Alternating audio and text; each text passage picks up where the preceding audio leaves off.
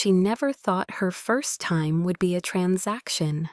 But when a child's life was hanging by a thread, she found herself standing in front of the coldest man in the city, offering the only thing she had left. Alyssa Rivera was 23 broke, and alone in a city that didn't care who lived or died. She worked a temporary job in the finance department of Pierce Global Energy, a place where people barely noticed her. She had no family, no partner, and no real friends. But what she did have was a child. Not her own, not by blood, but a little boy named Ethan who had changed her life forever. 6 months ago, she had witnessed a terrible car accident near her apartment. Among the broken glass and twisted metal, she found a dying woman clutching a 5-year-old boy. The woman's last words were a plea, "Save him." In a moment of instinct, Alyssa scooped up the child and ran with him, unaware that decision would bind them together for the rest of their lives. Ethan survived, but just barely. After multiple hospital visits, doctors discovered a rare congenital heart defect. The surgery needed to save his life would cost more than $10 million. Insurance wouldn't cover it. Ethan had no known family, no birth certificate that led to anyone willing to step in. And Alyssa, a temp worker scraping by on hourly pay, had no resources. But she had made a promise to a dying woman. She wasn't going to let Ethan die, so she turned to the only person she could think of, Damian Pierce, the CEO of the company she worked for, a man she had only spoken to once in passing when she found his briefcase in the elevator and returned it without a word. But she had seen him. Everyone had. He was the kind of man who didn't smile, didn't apologize, didn't explain. His reputation was iron. His decisions were ruthless, and he was a billionaire. She didn't know why he agreed to meet her. Maybe it was curiosity. Maybe it was boredom. But when she sat across from him in his glass-walled office on the top floor, she trembled. He listened quietly as she explained everything. Her voice broke several times, but she never cried. When she was done, Damian leaned back in his chair and asked her one question. "Are you a virgin?" The words hit her like ice water. She didn't answer right away. He leaned forward again, eyes sharp. "If you want $10 million, I expect something that has never been touched. A night. Just one. No emotions, no aftermath. That's the price." Her fists clenched on her lap. She could have said no. She could have walked out. But when she thought of Ethan unconscious in that hospital bed with tubes in his nose and chest, she nodded. "All right, one night." Damian opened a drawer, pulled out a pen and a contract. The ink was blue, the paper crisp. Alyssa signed it with a trembling hand. He watched her the whole time.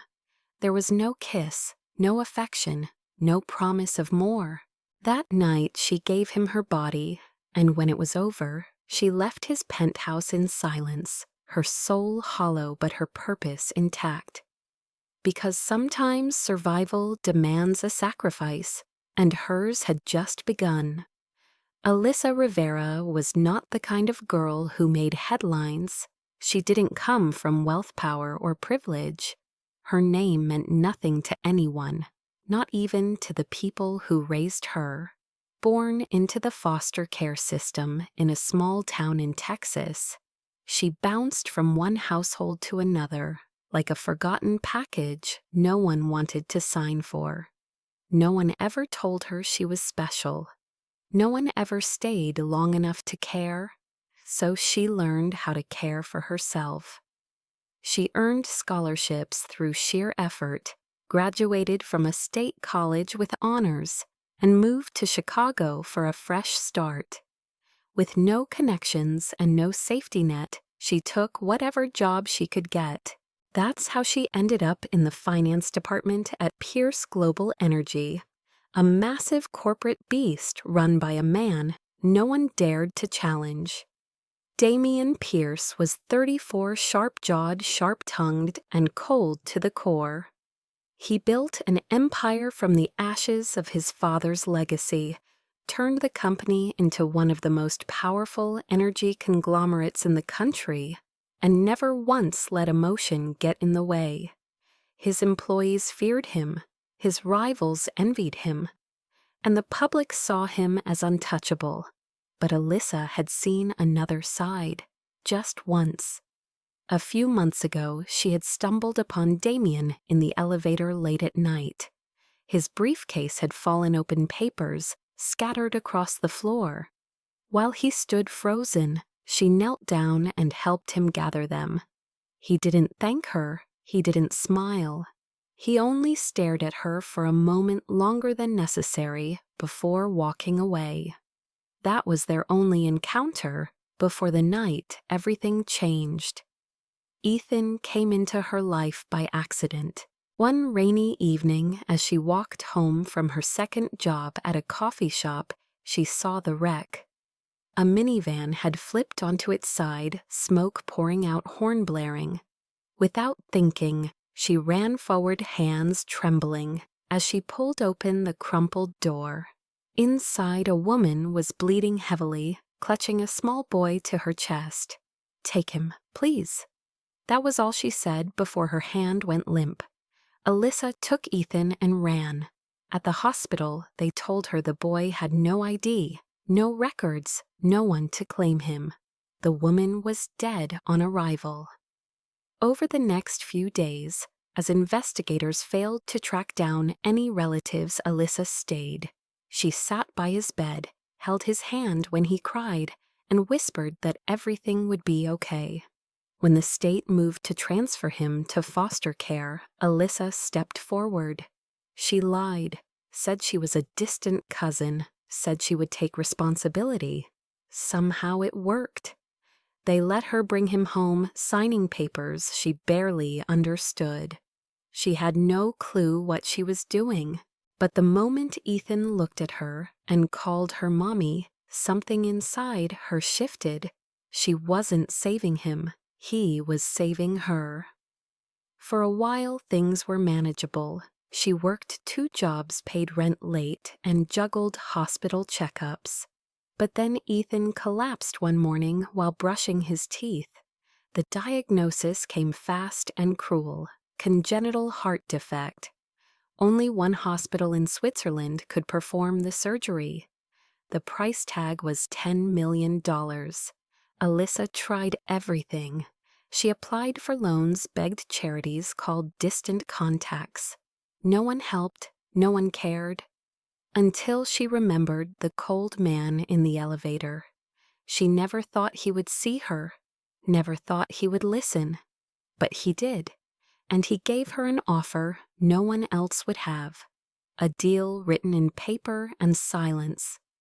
Now the child she once saved was holding onto life by a thread, and the man who now funded his chance at survival was a stranger she had given herself to. Alyssa didn't know what came next. She only knew that if Ethan lived, it would be worth every scar. In the days that followed the night she gave herself to Damien, Pierce Alyssa expected distance. She thought he would forget her. Men like him didn't look back. Their lives were full of meetings, mergers, and models. She told herself it had been a transaction, a business exchange with no residual ties. She had paid the price. She had walked away. But Damien did not forget her. 2 days after that night, she was summoned by HR. Without explanation, her position was changed. She was no longer a finance temp. She was now the personal assistant to the CEO. Her salary tripled. Her new office was on the top floor, and her desk was exactly 8 feet from Damien's. She stared at the letter in her hand, confusion swirling. No one asked for her consent. No one even told her in person.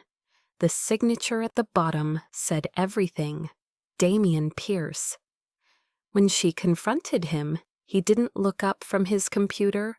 He only said that her work had impressed him and that she was being given a chance most people would kill for.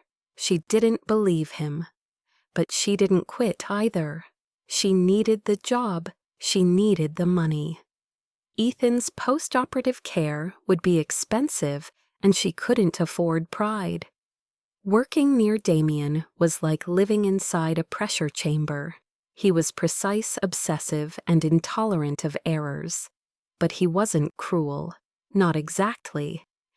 He watched her, yes, and sometimes said things that made her stomach twist, but he never crossed a line again. He kept his distance, at least physically.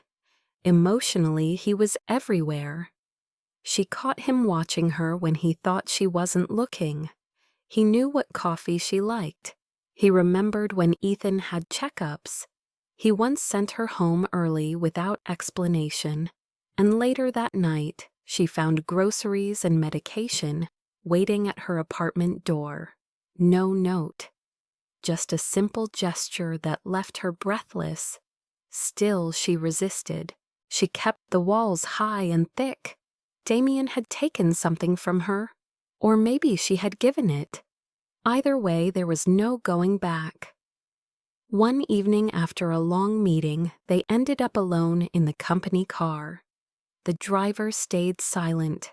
The city lights blurred past the tinted windows. Damien sat beside her, his voice low. "Is he getting better?" Alyssa turned her head slowly. Who Ethan? He didn't look at her when he said the name.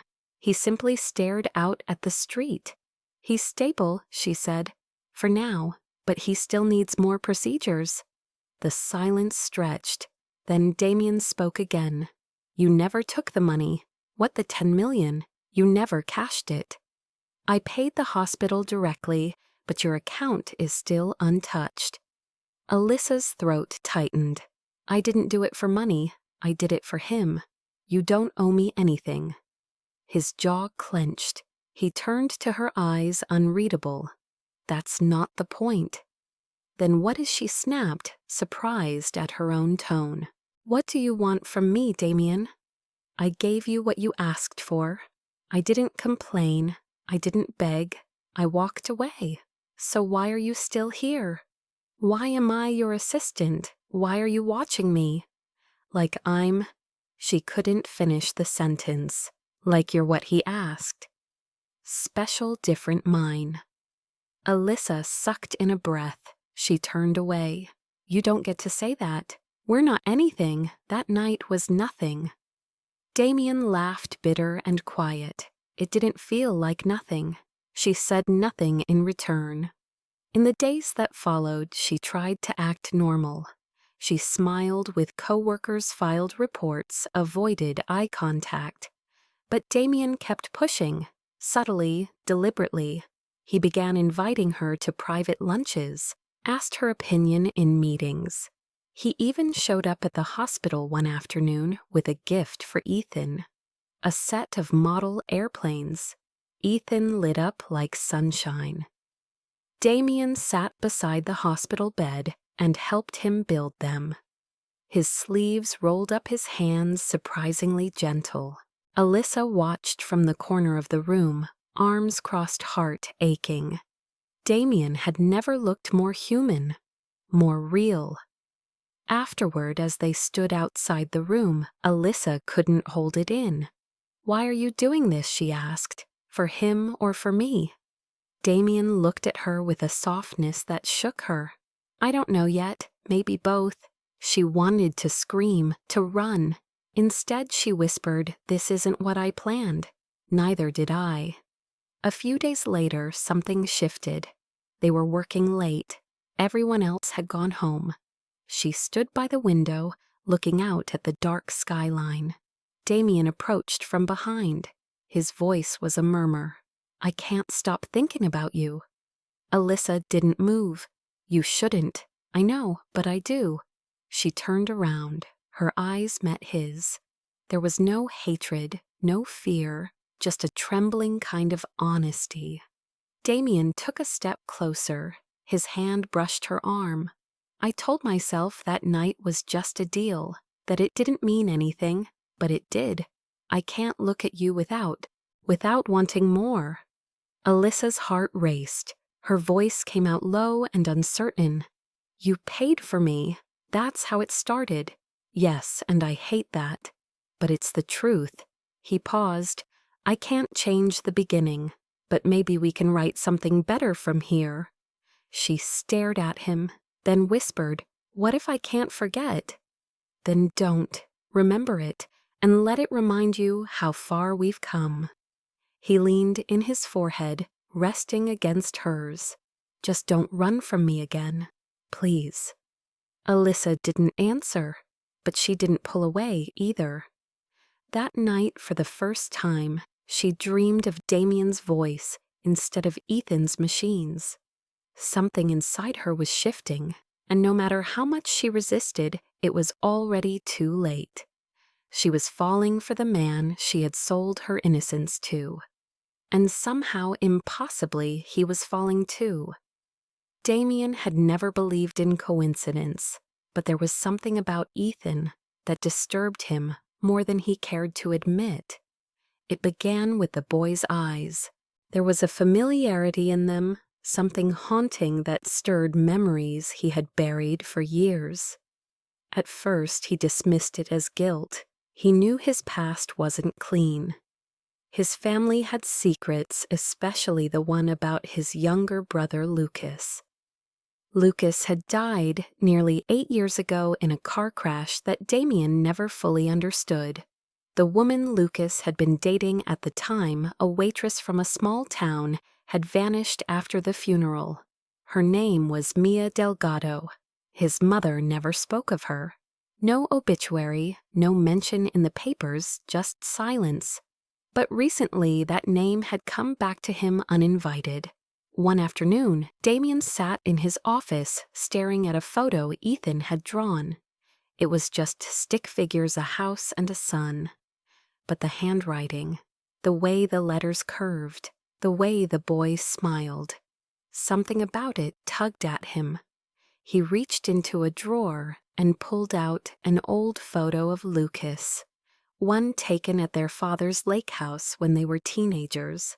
The resemblance was there.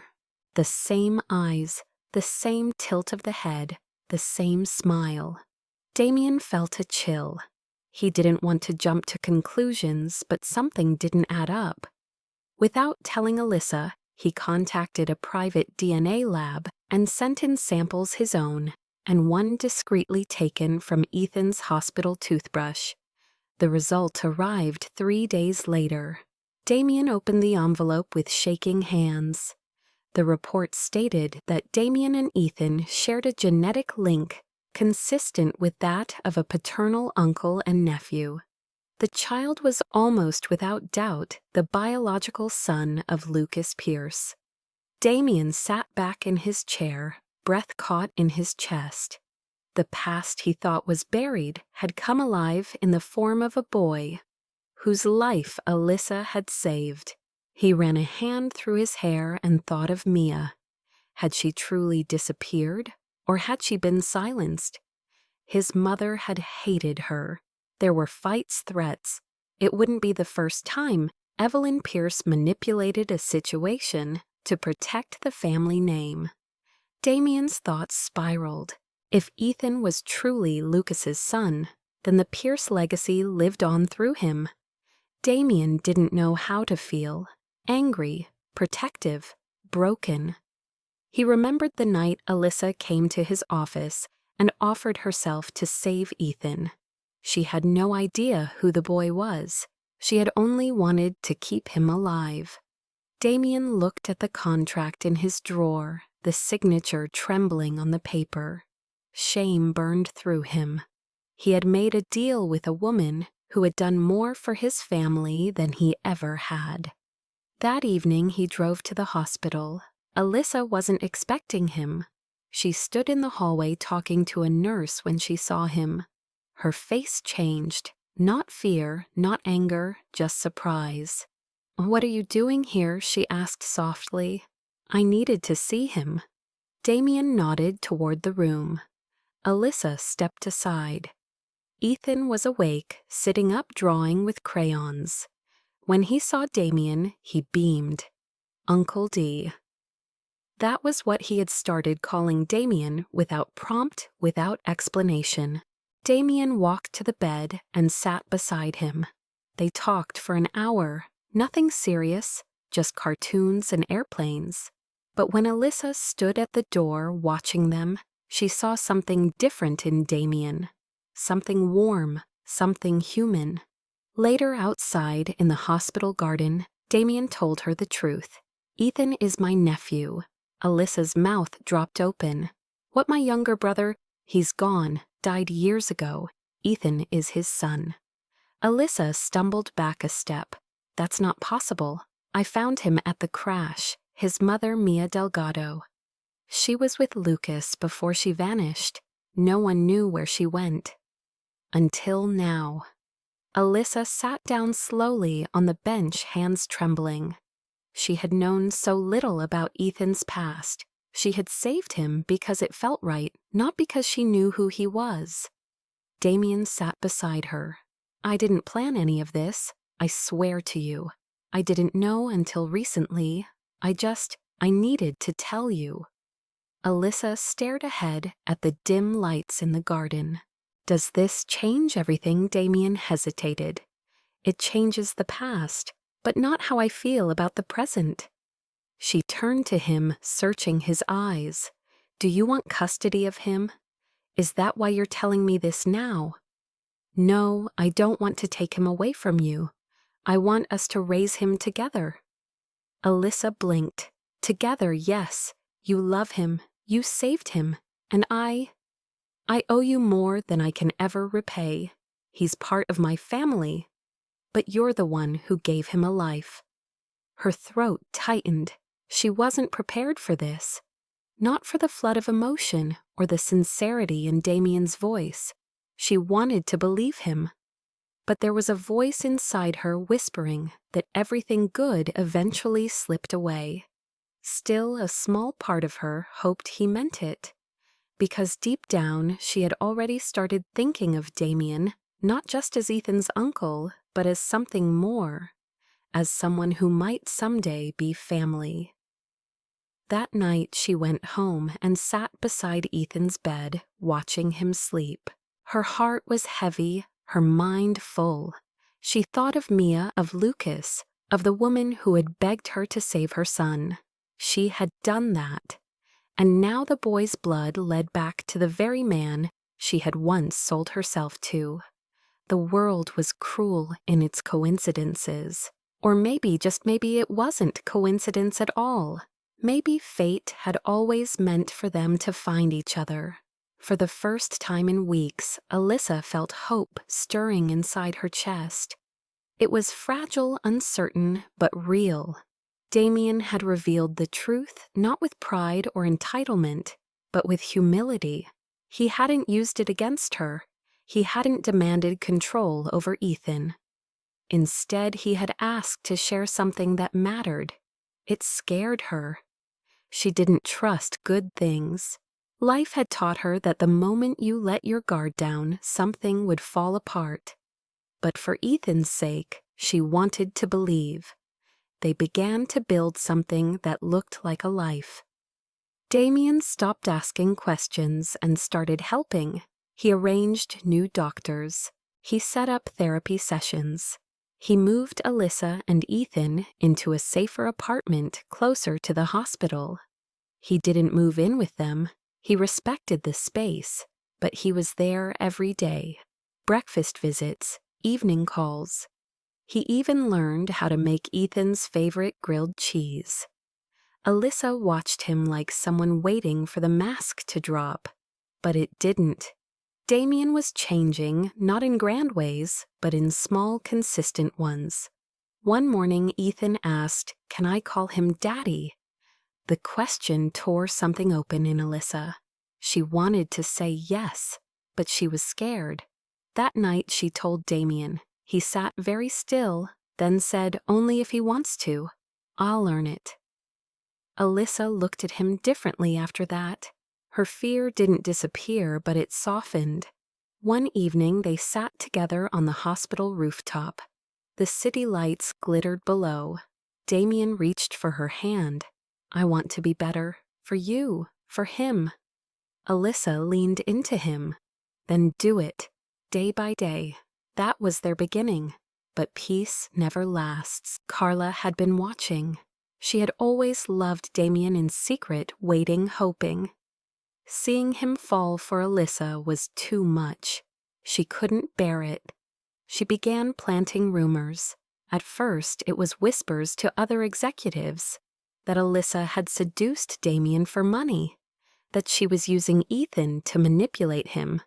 The rumors grew. One day, Evelyn Pierce arrived at the hospital unannounced. Her presence was like frost. Alyssa greeted her politely, unsure what to expect. Evelyn stared at Ethan through the glass. "He has my grandson's eyes." Alyssa didn't respond. Evelyn turned to her. "But that doesn't make you family." Alyssa stiffened. "I never claimed to be." "Then walk away. Name your price." Alyssa's heart dropped. "This isn't a deal. That's how it started, wasn't it? With a deal, Damien bought you. Don't pretend this is love." Alyssa didn't cry. She stood her ground. "Ethan is not for sale. Neither am I." Evelyn's eyes narrowed. "We'll see." Days later, Child Protective Services arrived with a report filed anonymously. It accused Alyssa of falsifying adoption papers, endangering Ethan's health, and cohabitating with an unrelated man. Alyssa's world shattered. Damien tried everything, lawyers, connections, but the report had traction. Alyssa was forced to leave Ethan in temporary state care while an investigation unfolded. Ethan screamed as they took him. Damien held Alyssa as she collapsed. That night she disappeared. No note, no goodbye, just gone. Damien searched everywhere.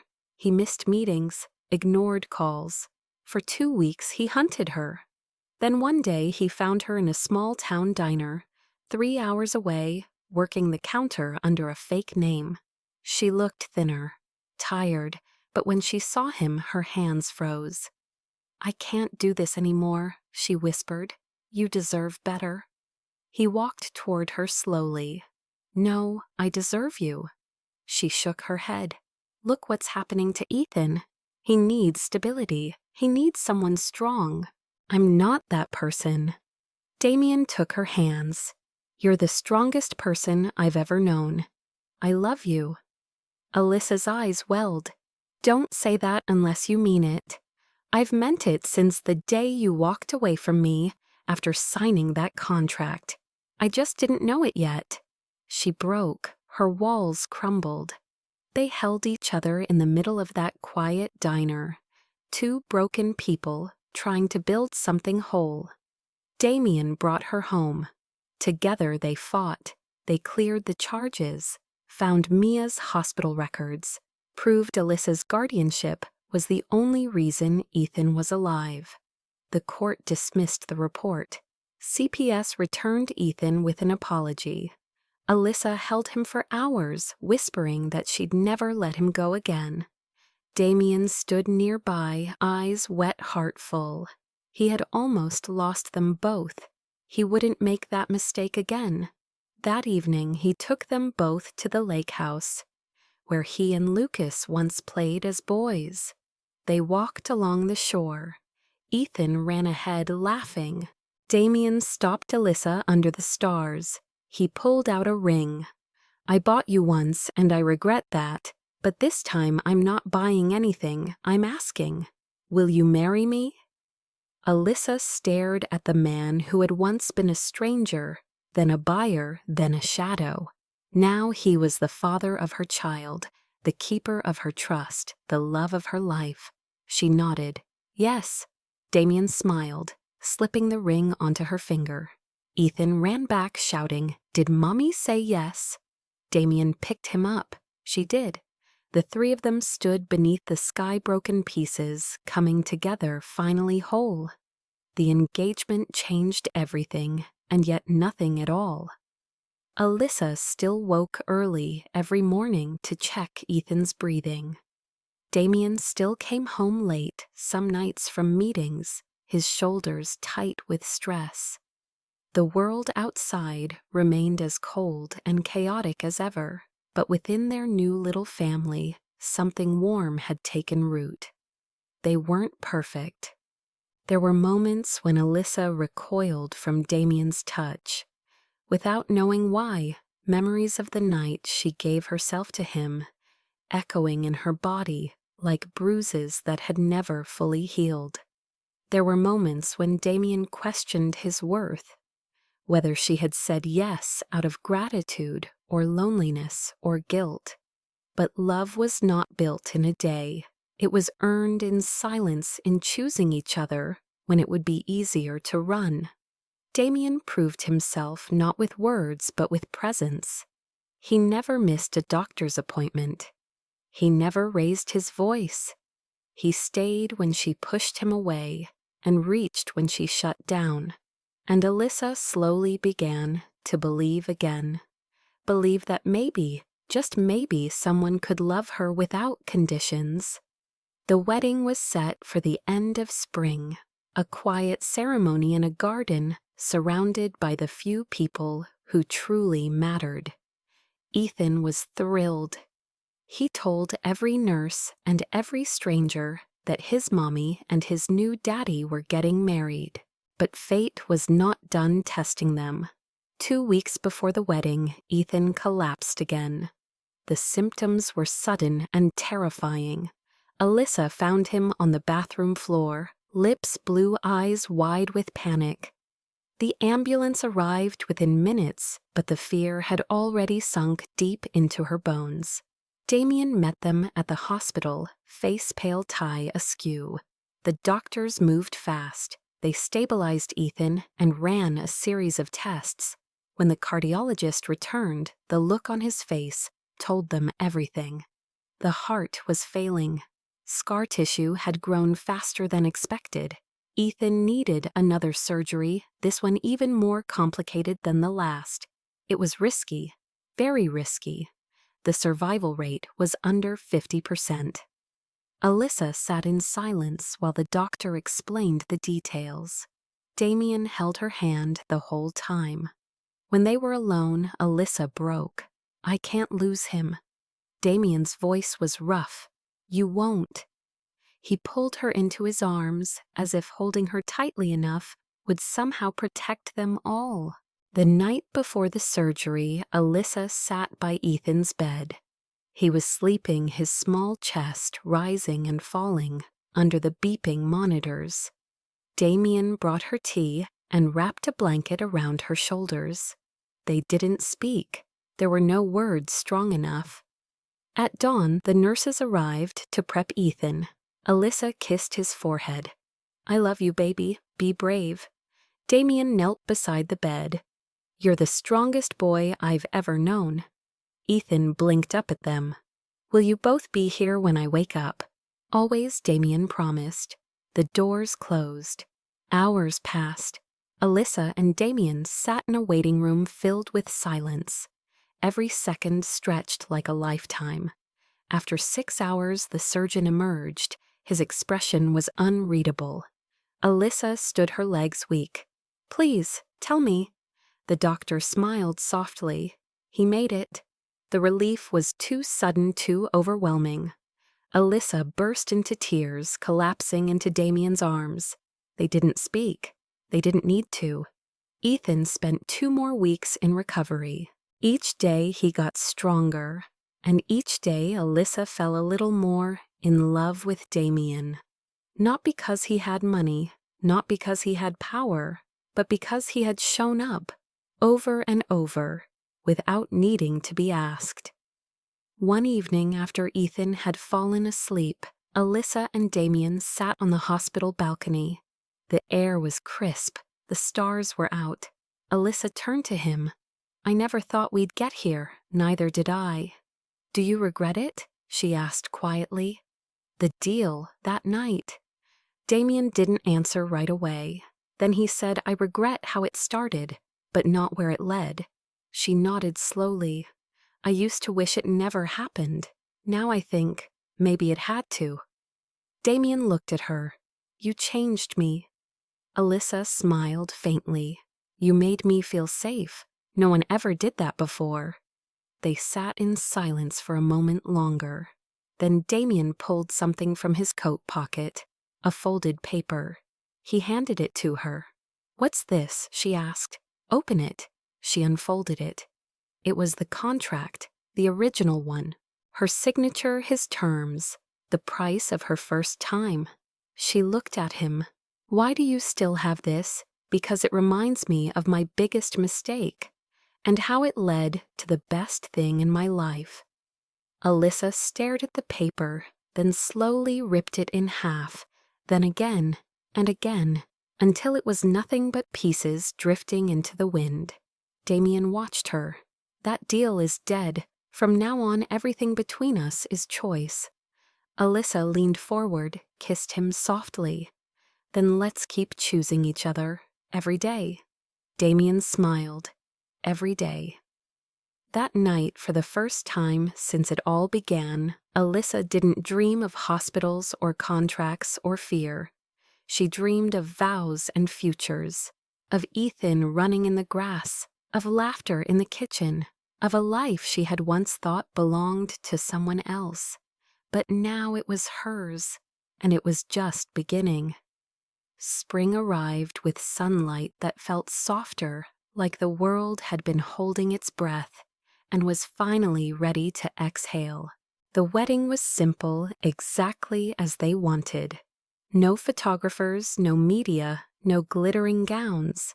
Just a garden behind a small chapel, 100 paper cranes hanging from tree branches, and the boy who had brought them together standing proudly between them in a tiny tuxedo.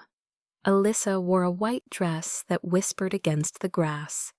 Damien wore a charcoal gray suit, no tie, his eyes never leaving her.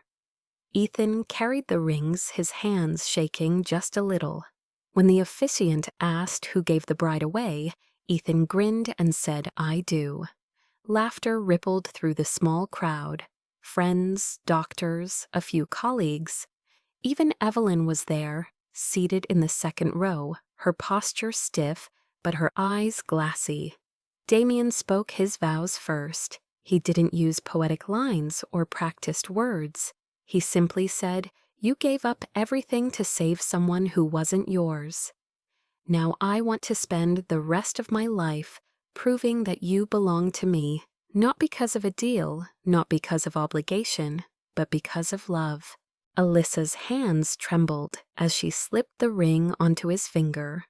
When her turn came, she looked him in the eyes and said, You saw me when I was invisible. You stayed when I was breaking. You chose me when I didn't even know how to choose myself. I was never supposed to be anyone's anything, but you made me someone's everything. They kissed with the sound of birds overhead and Ethan clapping louder than anyone. Later at the small reception under the trees, Ethan stood on a chair and made his own toast. Mommy saved me, he said, and Damien saved her, so now we're all saving each other forever. Everyone clapped. Damien pulled Alyssa close and whispered, He's got your courage.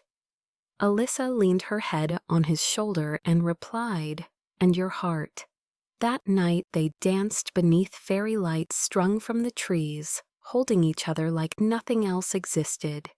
For the first time in Alyssa's life, she wasn't surviving. She was living. Months passed. Seasons changed. Ethan healed. He started school. Damien learned how to braid hair on stuffed animals. Alyssa learned how to sleep through the night. They built a home full of music and mess of burnt toast and warm hugs. And then one quiet morning, Alyssa found herself staring at a white stick in her hand, the word pregnant glowing back at her. She laughed and cried at the same time. When she told Damien, he sank to his knees and kissed her stomach, whispering thank you over and over. Ethan was thrilled. I'm gonna be a big brother. Everything they had lost, they had found in each other. Everything that was broken had mended. Their story hadn't begun with love. It had begun with desperation, with pain, with sacrifice. But love had found its way in, anyway, carving space, where none existed, blooming, where no one thought it could. They had chosen each other again and again, even when it hurt, even when it was hard. And that was what made them a family. Not blood, not contracts, not names, but choice. Every day, every moment, every breath. Because in the end, love isn't about how a story starts. It's about who stays until the final page.